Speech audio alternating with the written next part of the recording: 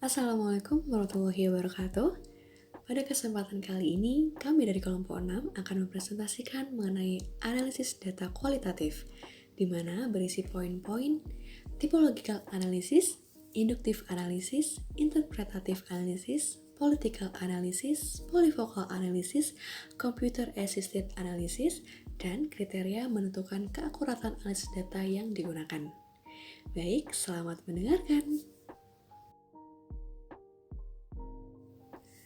Istilah analisis tipologis ditemukan pertama kali pada tahun 1984.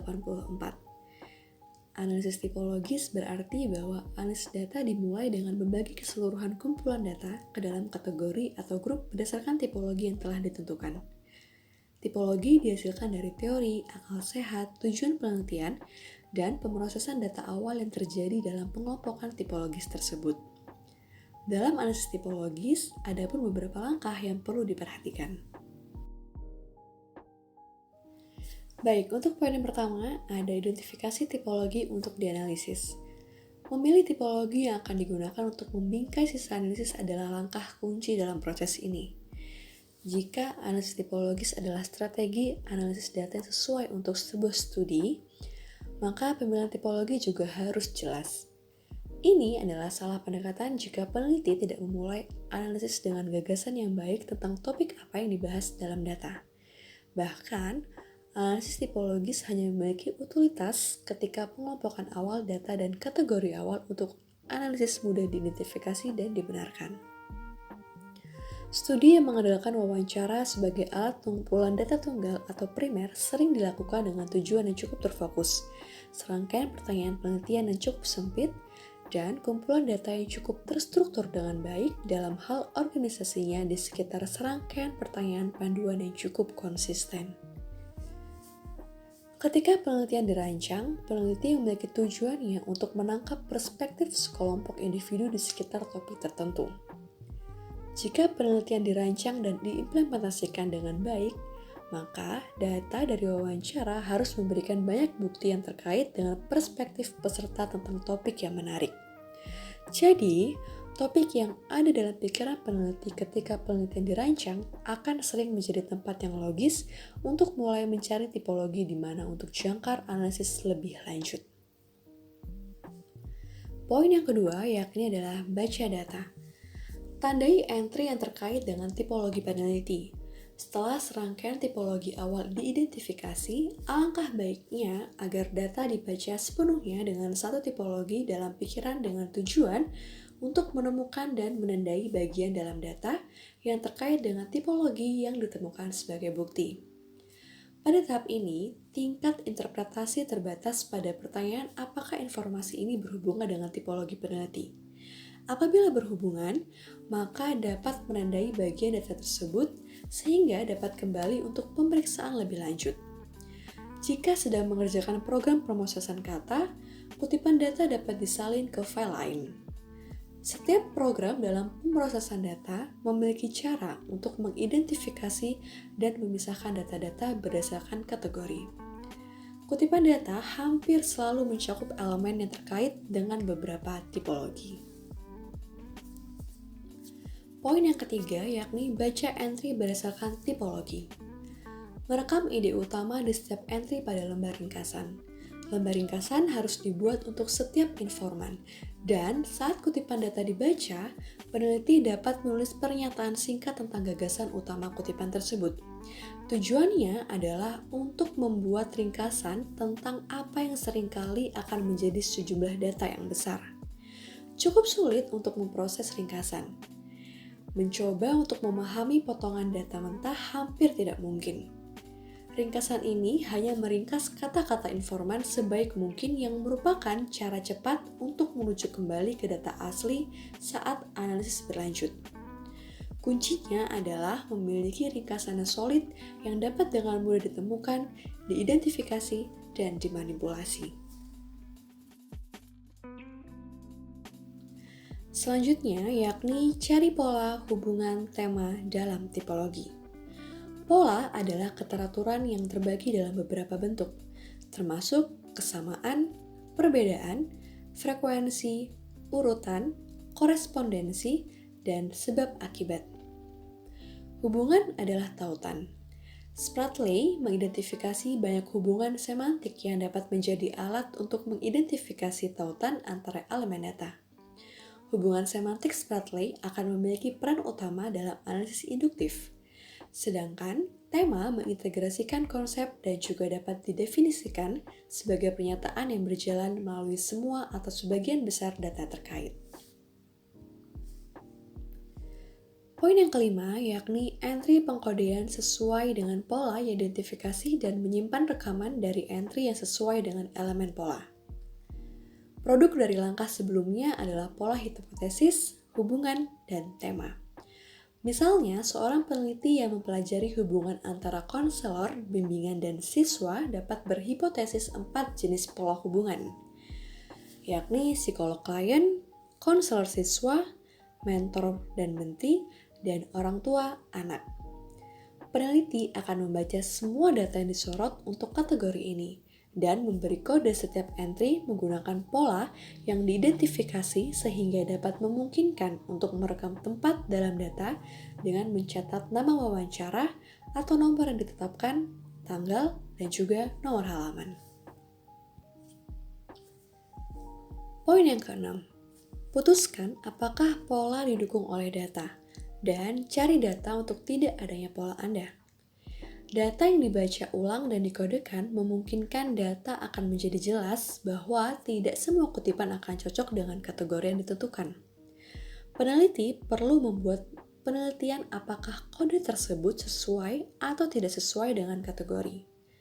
Penilaian peneliti didasarkan pada seberapa baik data yang dikodekan sesuai dengan kategori. Sisi lain dari masalah ini adalah memutuskan apakah data yang tidak berkode berisi wawasan yang berbeda atau bertentangan dengan apa yang telah diusulkan. Dalam contoh pertama, ini adalah masalah memutuskan apakah bukti cukup kuat untuk mendukung kasus tersebut. Dan yang kedua, tentang menanyakan apakah ada bukti di mana kasus lain, bahkan kasus yang bersaing, dapat dibuat.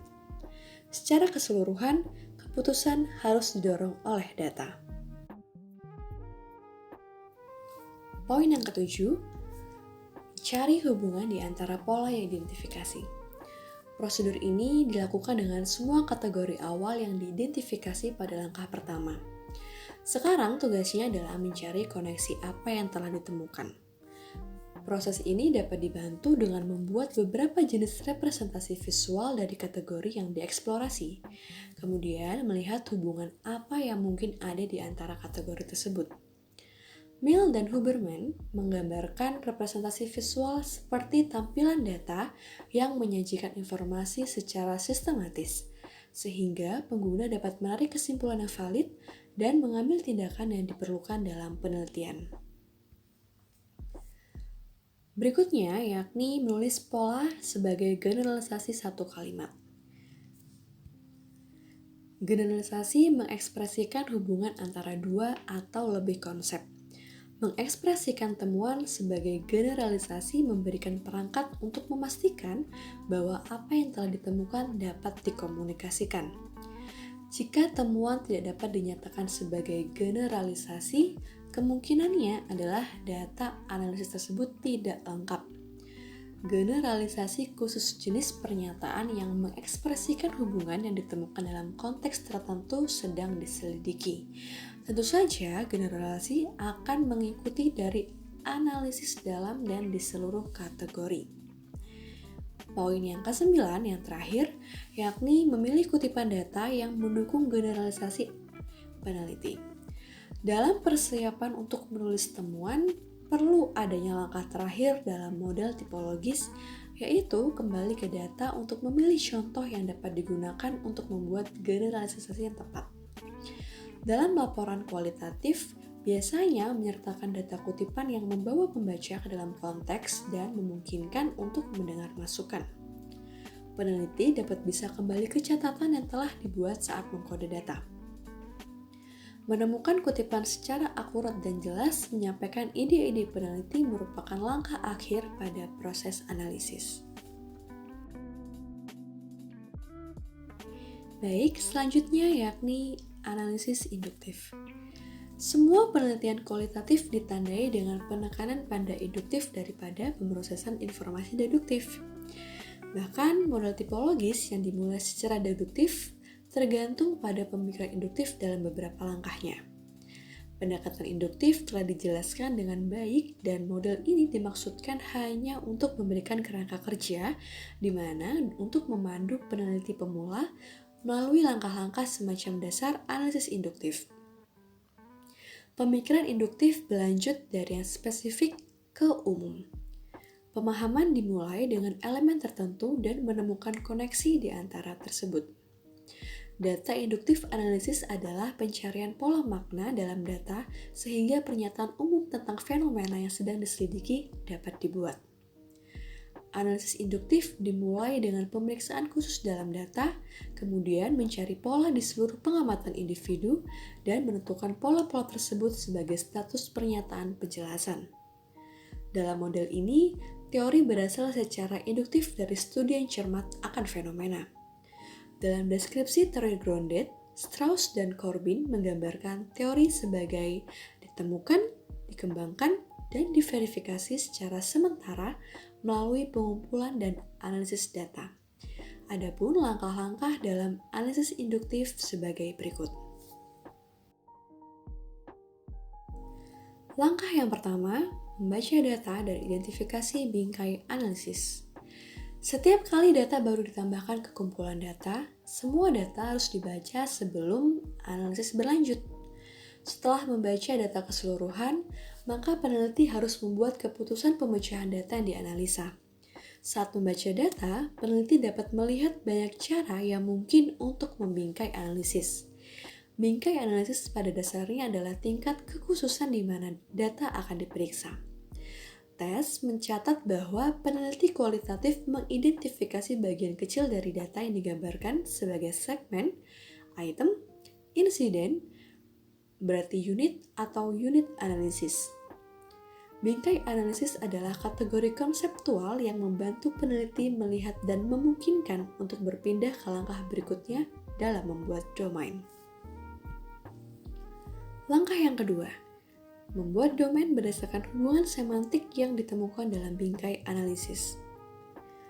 Membuat domain adalah elemen induktif utama dalam model ini. Membaca pencarian khusus yang dapat dimasukkan ke dalam kategori. Proses yang dijelaskan di sini memberikan peneliti cara sistematis untuk mengembangkan domain dengan mengeksplorasi hubungan khusus dalam bingkai analisis. Spratley menggunakan analisis domain sebagai langkah analisis pertama rangkaian penelitian perkembangannya. Setiap kategori simbolis yang mencakup kategori lain adalah domain yang berbagi setidaknya satu fitur makna. Semua pengetahuan yang digunakan individu untuk memahami dunia dapat diatur ke dalam domain. Domain dapat menjadi kategori yang dipahami oleh sejumlah besar orang-orang dengan pemahaman budaya umum, atau dapat menjadi kategori yang dikembangkan dalam kelompok yang lebih kecil dengan minat dan kebutuhan khusus. Ide dasar di balik membuat domain adalah menemukan kategori dengan membaca data dengan hubungan semantik tertentu. Ide yang baik untuk memilih satu hubungan semantik lalu cari melalui data untuk contoh hubungan tersebut. Dalam analisis induktif, peneliti memiliki beberapa gagasan tentang apa yang mungkin terjadi. Peneliti dapat membuat catatan dari jurnal penelitian yang memiliki hubungan dalam data yang ingin dijelajahi. Setelah membaca semua data untuk hubungan semantik tertentu, proses tersebut perlu diulang untuk hubungan lain yang tercantum. Produk akhir dari langkah ini akan menjadi tumpukan lembar domain yang kemungkinan termasuk beberapa domain dari masing-masing hubungan semantik. Ini hanya mewakili proses awal analisis deduktif, tetapi tanpa analisis domain yang menyeluruh, tidak ada yang masuk akal. Poin yang ketiga yakni identifikasi domain penting, menetapkan kode, dan mengesampingkan orang lain. Peneliti dapat membuat penilaian awal tentang domain apa yang penting dan mana yang tidak. Mills dan Huberman menyebut proses umum ini sebagai pengurangan data. Tujuan dari pengurangan data adalah untuk mempersempit fokus analisis dengan mempelajari kategori yang muncul dari analisis domain dan memutuskan domain mana yang penting untuk penelitian. Pertanyaan yang perlu diajukan melalui, mohon maaf, pertanyaan yang perlu diajukan meliputi, apakah ini termasuk istilah penting untuk dipahami? Apa yang terjadi dalam data? Apakah ini satu-satunya istilah yang disertakan dalam domain ini? Apakah ada istilah yang lebih termasuk yang mungkin saya lewatkan atau yang akan muncul di data selanjutnya? Domain kecil harus dilihat dengan hati-hati, tetapi mereka tidak boleh disisihkan hanya karena jumlah istilah yang disertakan kecil. Jika domain tampaknya penting untuk dipelajari, pengumpulan data di masa mendatang dapat mencakup upaya sistematis untuk mengumpulkan informasi yang terkait dengan domain. Produk dari langkah ini akan menjadi sekumpulan lembar domain yang menyertakan kategori yang menawarkan potensi untuk eksplorasi lebih lanjut. Jika peneliti melanjutkan pengumpulan data, analisis domain dan langkah ini harus diulang sebagai data baru, sehingga domain baru akan ditemukan dan domain lama disempurnakan. Baik, untuk tahap berikutnya yakni membaca ulang data, menyempurnakan domain penting, dan menyimpan catatan di mana hubungan ditemukan dalam data. Setelah yakin bahwa data mendukung keberadaan domain dan bahwa semua persyaratan penting yang disertakan dalam domain telah diidentifikasi, kemudian domain penting telah dipilih, prosesnya adalah memilih satu atau dua dan membaca semua data, mencari contoh di mana hubungan yang membentuk domain ditemukan dalam data. Sebagian besar akan ditemukan selama analisis domain, tetapi seringkali persyaratan yang disertakan akan ditemukan selama pembacaan yang cermat. Elemen domain ditemukan dalam data merupakan ide yang baik untuk catatan di data maupun pada lembar domain. Ketika proses pencarian dan pekodean ini berlangsung, merupakan hal yang penting untuk terbuka dalam menemukan domain baru atau menemukan bahwa ada domain tertentu yang perlu dimodifikasi. Pada langkah berikutnya, secara sistematis memutuskan apakah domain yang ditemukan didukung oleh data atau tidak. Jika tidak didukung, maka harus kembali ke data sebagai upaya untuk mencari tahu apa yang akan didukung oleh data.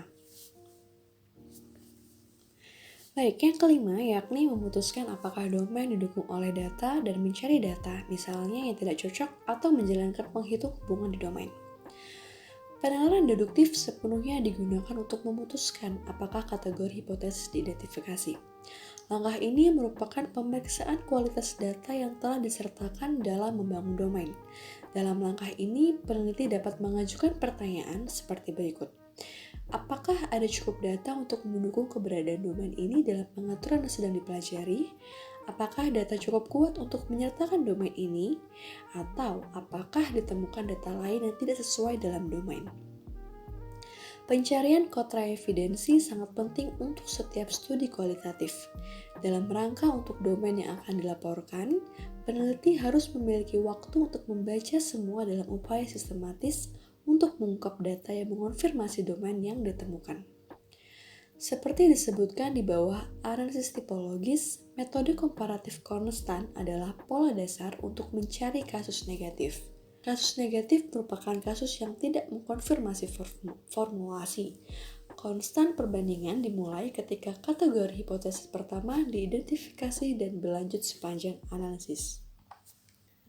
Langkah yang keenam yakni menyelesaikan analisis dalam domain. Langkah ini adalah tentang melihat ke dalam domain yang diidentifikasi untuk kompleksitas, kekayaan, dan kedalaman. Langkah berikutnya menyediakan cara untuk mencari tema dengan melihat di seluruh domain untuk kualitas yang sama. Tujuannya adalah untuk mempelajari data yang telah diatur ke dalam domain dengan cara yang memungkinkan penemuan tautan baru, hubungan, dan domain baru. Dalam kasus pertama, kita akan melihat ke dalam dan di yang lain, kita dapat melihat keluar. Dalam kedua kasus, kita harus siap dan bersedia untuk kembali ke data di mana domain asli dibangun. Menyelesaikan analisis dalam domain berarti mengunjungi kembali istilah yang disertakan, hubungan semantik, dan istilah sampul dalam mencari cara lain yang mungkin untuk mengatur apa yang ada di sana. Ini berarti memainkan gagasan bahwa mungkin ada kategori yang dapat diatur di bawah setiap istilah yang disertakan. Ini berarti mempertimbangkan kemungkinan bahwa beberapa istilah yang disertakan dalam domain mungkin memiliki koneksi satu sama lain dan tidak memiliki istilah lain yang disertakan. Dan juga berarti mengeksplorasi gagasan bahwa satu atau lebih istilah yang disertakan dapat dikembangkan menjadi domain yang tidak terkait dengan atau dalam hubungan yang berbeda dengan domain aslinya. Oke, langkah yang ketujuh yaitu mencari tema di seluruh domain. Setelah melihat ke dalam pada domain yang diidentifikasi sebelumnya, langkah selanjutnya adalah mundur dari domain individual dan mencari koneksi di antara mereka.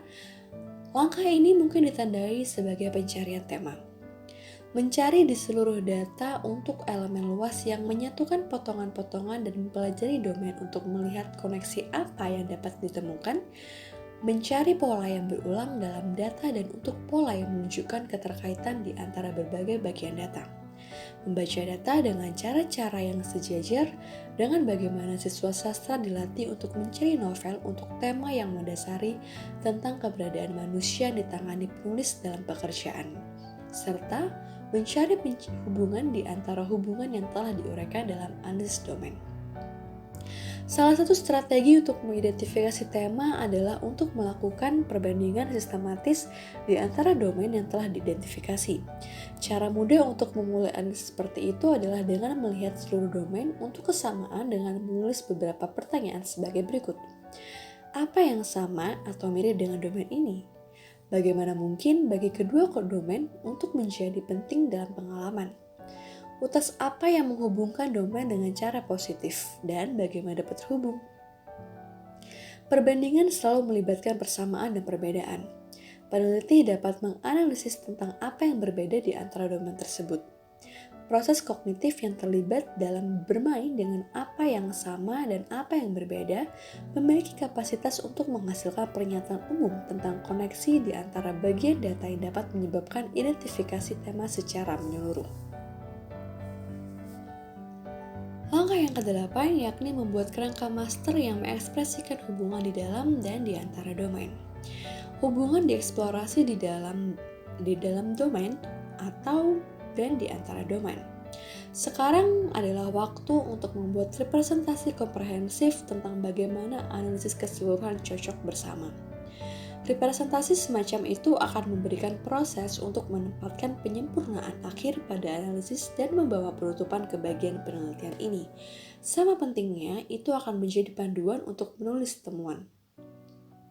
Salah satu cara membangun garis besar master adalah menemukan ruang kelas kosong dengan banyak ruang papan tulis, kemudian mengambil potongan-potongan garis besar yang menunjukkan bahwa telah menciptakan sejauh ini dan menyatukannya menjadi satu garis besar yang komprehensif. Dalam membangun garis besar, biasanya dilakukan dengan menyusun potongan-potongan teka-teki dengan memperhitungkan semua bagian. Jika memiliki masalah dengan salah satu langkah, proses ini akan memberikan kesempatan untuk kembali dan memperbaiki analisis yang dilakukan hingga saat ini. Jika mengalami kesulitan mengurangi data ke domain yang menenangkan, dan ini masih dalam kumpulan data, kemungkinan mereka tidak akan masuk dalam kerangka yang masuk akal. Berikut adalah kesempatan lain untuk memutuskan dengan tepat apa yang perlu dilaporkan dan apa yang bisa ditunda. Jika beberapa domain tampak tipis dalam kaitannya dengan temuan lain yang lebih kuat, berikut adalah titik keputusan lain di mana perlu menentukan apakah melaporkan domain tersebut diperlukan untuk mewakili fenomena sosial yang sedang dipelajari. Jika tema tidak memperhitungkan semua data, inilah saatnya untuk mempertimbangkan kembali apa yang menyatukan analisis. Baik, langkah yang terakhir yakni pilih kutipan data untuk mendukung elemen kerangka. Sebagai pemeriksaan akhir pada analisis yang dilakukan sejauh ini dan sebagai persiapan lebih lanjut untuk menulis, data perlu dibaca kembali untuk mencari contoh yang dapat digunakan dalam teks temuan untuk mendukung elemen yang membentuk kerangka. Seperti halnya analisis tipologis dan model yang harus diikuti, termasuk kutipan data untuk mendukung temuan sangat penting dalam laporan kualitatif. Mengidentifikasi kutipan potensial dalam data penting untuk bersiap menulis. tetapi juga merupakan pemeriksaan akhir untuk melihat apakah data yang cukup terbukti memberi kepercayaan diri dalam membuat laporan akhir. Kutipan yang kuat atau presisi dibintangi dalam data dan pada lembar domain. Melacak kutipan ini akan mudah jika catatan yang cermat telah dibuat.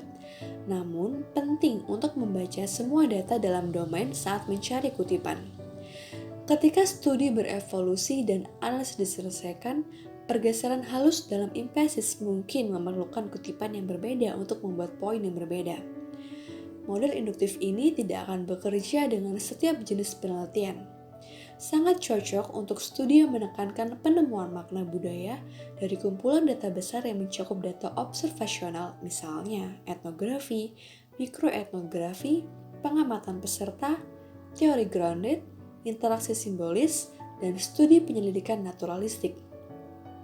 Selain itu, beberapa penelitian yang menekankan interpretasi akan menemukan prosedur analisis interpretatif menjadi lebih cocok daripada model induktif, misalnya studi narasi, kritik pendidikan, dan studi fenomenologi. Baik, di sini saya akan menjelaskan sedikit mengenai analisis induktif kualitatif ya. Yang pertama, metode induktif dalam penelitian kualitatif menjadi sesuatu yang penting. Namun penggunaan induktif ini pada awalnya digunakan pada penelitian studi kasus. Metode ini dapat dimaknai sebagai proses mendeskripsikan hasil penelitian. Prinsip induktif pada penelitian studi kasus adalah mendorong penyelesaian kasus tertentu melalui pengujian sebuah teori. Yang kedua, metode ini dapat dimaknai sebagai proses mendeskripsikan hasil penelitian. Prinsip induktif pada penelitian studi kasus adalah mendorong penyelesaian kasus tertentu melalui pengujian sebuah teori.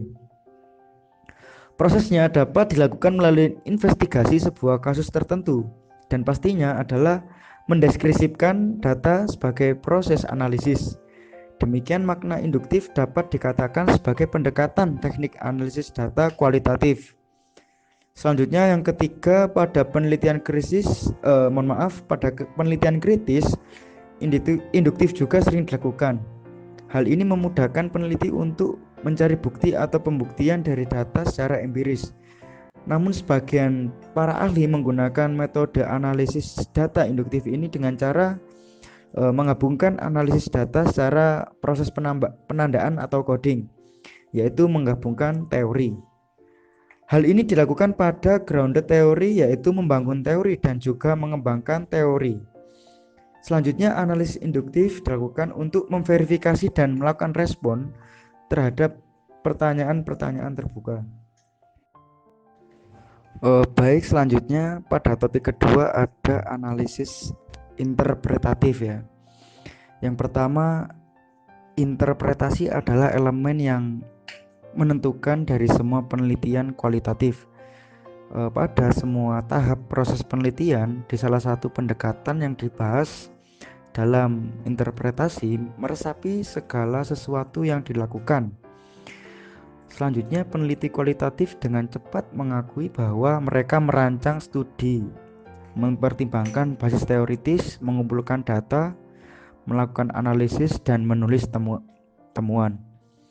Mereka terus-menerus membuat penilaian interpretatif, bahkan beberapa peneliti termasuk Denzim ingin menjatuhkan istilah penelitian kualitatif dengan alasan penelitian interpretatif lebih baik mewakili apa yang terjadi dalam pekerjaan semacam ini.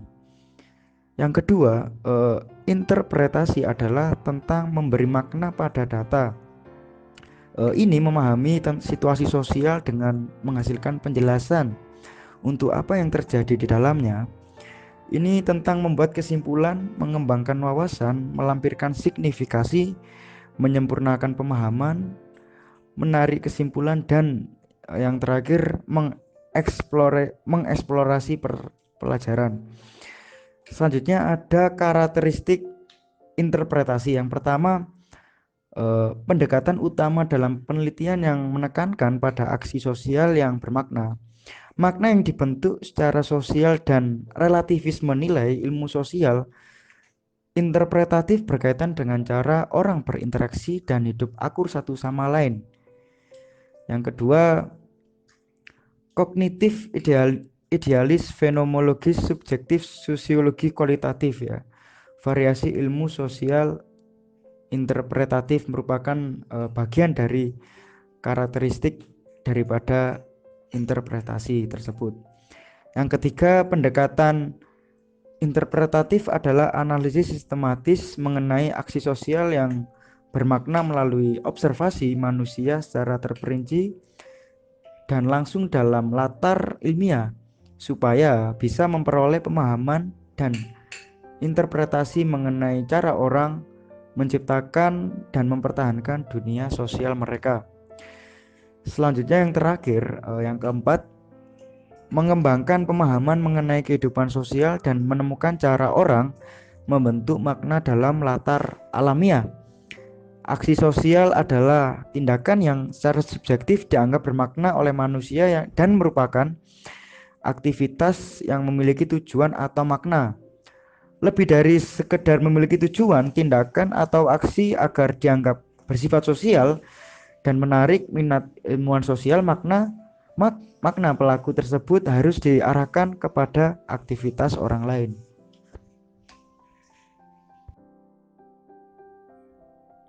Oke, berikutnya yaitu mengenai Computer Assisted Audit Technique atau sering juga disebut dengan CATTS. Kemajuan teknologi informasi telah mengubah cara dalam pengumpulan data, memproses dan melaporkan sebuah informasi atas penelitian tersebut. Melakukan pengujian atas penelitian data hampir tidak dilakukan dengan secara manual lagi. Maka saat ini seringkali dibutuhkan bantuan teknologi komputer atau sering juga dikenal dengan teknik audit berbantuan komputer atau TABK. Nah, berbagai macam penggunaan komputer audit disebut dengan istilah teknik audit berbantuan komputer atau TABK, yaitu sebagai pemeriksaan dan mencapai tujuan dalam pelaksanaan pengumpulan bukti audit dengan menggunakan komputer atau test of control and substancing test. Kegiatan yang dapat dilakukan dengan teknik audit berbasis komputer yaitu yang pertama, audit sampling. Komputer berperan dalam menghitung parameter sampel, memilih sampel, dan menilai hasil sampel. 2. Simulasi. Komputer digunakan dalam menilai software yang dimiliki oleh klien. 3. Pengumpulan data yang akan diuji. 4. Penelaahan analisis. 5. Penyusunan kertas kerja pemeriksaan. 6. Kalkulasi, perbandingan dan manipulasi data. 7. Kalkulasi telaah analisis. 8. Informasi proyek seperti anggaran dan pemonitoran waktu. 9. Korespondensi audit standar. 10. Cek kelengkapan data, konsistensi, alokasi, dan ketepatan waktu. 11. Cek rumus. 12. Membandingkan integritas data. 13. Ikhtisar atau short measure, split ratio untuk analisis data. Dan yang terakhir 14 yaitu membandingkan data antar berbagai produk audit yang akan dilakukan. Berikut dapat kalian lihat tabel pada pengendalian dan prosedur audit. Mengenai bidang pengendalian audit dengan bukti audit. Kemudian tabel yang kedua yaitu mengenai teknik audit berbantuan komputer dengan tekniknya seperti apa, uraiannya seperti apa, dan contoh yang diberikan.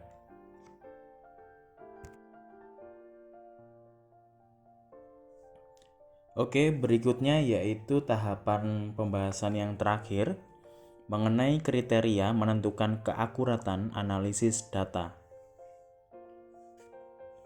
Ketepatan metodologis tidak mencakup ketepatan paradigma dan pendekatan yang dipilih, tetapi juga secara operasional dan prosedural termasuk transparansi atau keterbukaan secara eksplisit.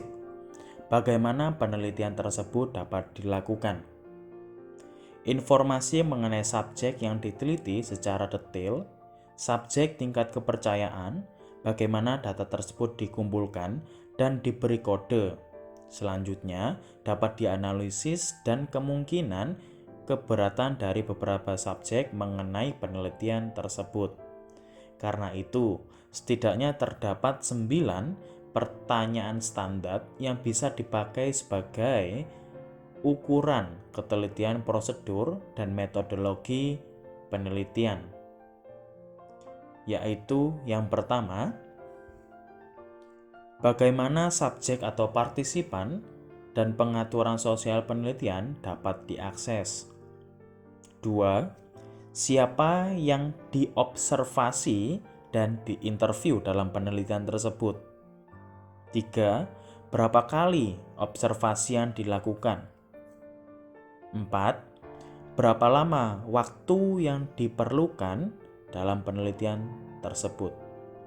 5. Apa saja pertanyaan yang diajukan pada saat interview. 6. Apa saja tujuan observasi dalam penelitian tersebut. 7. Dokumen atau catatan apa saja yang diperlukan dan dikaji. 8. Bagaimana cara mengkaji dan bagaimana cara data tersebut diambil. Teknik pengumpulan data terdiri dari wawancara, baik itu wawancara secara terbuka maupun tertutup, yaitu kepada para narasumber dengan dibuktikan dengan teks wawancara tersebut. Kedua, yaitu observasi yang dilakukan atau tempat penelitian tersebut akan dilakukan di mana.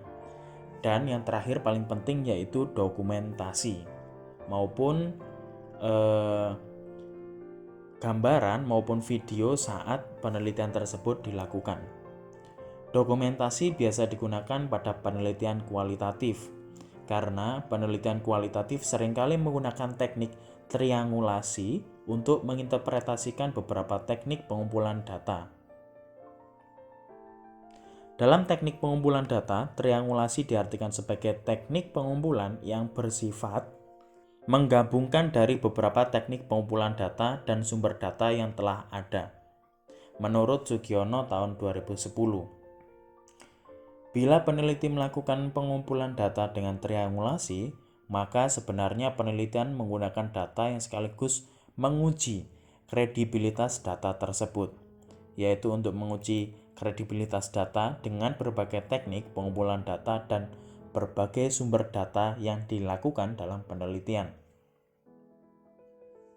Terdapat 2 macam triangulasi dalam penelitian kali ini, atau penelitian kualitatif, yaitu triangulasi teknik dan triangulasi sumber. Pada triangulasi teknik, berarti penelitian menggunakan teknik pengumpulan data yang berbeda-beda untuk mendapatkan data dari sumber yang sama. Peneliti menggunakan observasi partisipasif, wawancara mendalam, dan dokumentasi sumber data yang sama secara serempak, jadi dalam satu waktu sekaligus. Sedangkan pada triangulasi sumber, berarti untuk mendapatkan data dari sumber yang berbeda dengan teknik yang sama. Itu tadi mengenai kriteria menentukan keakuratan data pada penelitian kualitatif.